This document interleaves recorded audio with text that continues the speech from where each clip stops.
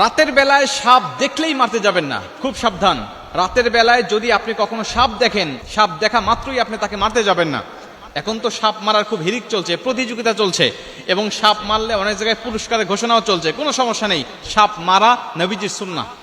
আল্লাহ রাসূল সাল্লাল্লাহু আলাইহি ওয়াসাল্লাম হাদিসের মধ্যে বলেছেন, তিরমিজি শরীফের মধ্যে, আবু দাউদ শরীফের মধ্যে, বিভিন্ন হাদিসের মধ্যে সাপ মারাকে আল্লাহ রাসূল উৎসাহ করেছেন। আম্মা জান আয়েশা রাদিয়াল্লাহু তাআলা আনহা বলেছেন যে বিষধর সাপ দেখলে তোমরা মেরে ফেলো, এটাকে বাঁচিয়ে রেখো না। কেন? তোমরা যদি বিষধর সাপকে না মারো তাহলে অপর মুমিনকেই সাপ ক্ষতি করবে। এবং আল্লাহ রাসূল এটাও বলেছেন যে কোনো ব্যক্তি সাপ দেখলো, বিষধর সাপ দেখলো এবং সেটাকে না মেরে সে পালিয়ে চলে আসলো, নবীজি বলছেন ফালাইসা মিন্না, আমি তাকে উম্মত হিসাবে স্বীকার করি না, আমি তাকে উম্মত হিসাবে স্বীকার করব না। কেন করব না? কারণ হলো সে আমার অপর মুমিনকে, অপর উম্মতকে সে ঝুঁকির মুখে ফেলে দিল। সে বিষধর সাপ দেখার পরেও কেন মানলো না? অন্য মুমিনকে সে ঝুঁকির মুখে ফেলে দিল, এজন্য আমি তাকে উম্মত হিসাবে স্বীকার করব না। সাপ মারা নবীজির যেমন সুন্নাহ, ঠিক তেমনি ভাবে নবীজি সাল্লাল্লাহু আলাইহি ওয়াসাল্লাম বলছেন সাপ মারতেও তুমি হুঁশিয়ার, সাবধান। রাত্রিবেলায় যখন তুমি সাপ দেখবে তুমি আগেই মারতে যাবে না। কেন? নবীজি বলছেন কিছুদিন আগে আমার হাতে একদল জিন কালেমা পড়ে মুসলমান হয়েছে, আর এই জিন জাতিরা তারা সাপের রূপ ধারণ করে, বিড়ালের রূপ ধারণ করে, এরা কালো কুকুরের রূপ ধারণ করে। অতএব এদেরকে দেখলেই তোমরা মারতে যাবে না, কমপক্ষে 3 বার তোমরা তাকে সতর্ক করবে। অনেক ইতিহাস আমরা জানি। শাহ অলিউল্লাহ মুহাদ্দিস দেহলভী রাহমাতুল্লাহ আলাইহির ঘটনা শুনেছিলাম যে তিনি একটা সাপকে মেরেছিলেন।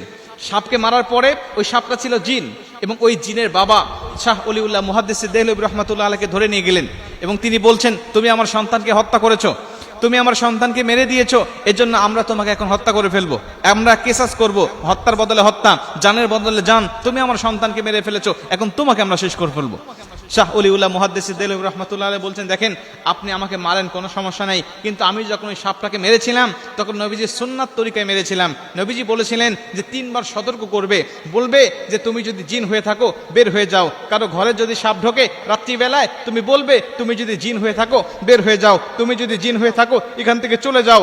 3 বার সতর্ক করার পরে তুমি তাকে মারবে। আর যদি সে জিন হয়ে থাকে তাহলে 3 বার সতর্ক করার সঙ্গে সঙ্গে সে চলে যাবে, তাকে তোমরা মারবে না, কারণ সেটা সাপ নয়, সেটা জিন। আমি আপনার সন্তানকে 3 বার সতর্ক করেছিলাম, কিন্তু সে যায় নাই, তার কারণে আমি মেরেছি। তখন সেই জিনের পিতা বলছেন, তুমি যেহেতু নবীজির সুন্নাহ তরিকায় আমার সন্তানকে মেরেছো, তাকে সতর্ক করেছো, অতএব তুমি নবীজির সুন্নাহ তরিকায় মারার কারণে আমরা তোমাকে মুক্ত করে দিলাম। এজন্য রাসূল সাল্লাল্লাহু আলাইহি ওয়াসাল্লামের হাদিস অনুযায়ী আমরা সাপকে মারবো।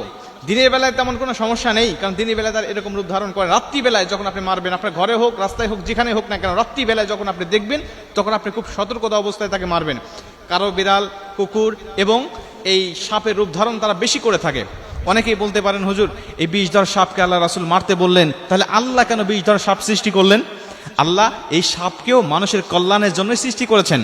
কারণ বর্তমান বিজ্ঞান বলছে ক্যান্সারের রোগীদের জন্য এক প্রকার মেডিসিন তৈরি করা হয়, সেটা হলো এই সাপের বিষ থেকে, আর এই সাপের বিষের মূল্য কোটি কোটি টাকা। আল্লাহ এটা দিয়ে মানুষের শেফা হিসাবে এই সাপের বিষটাকে কাজে লাগাচ্ছে।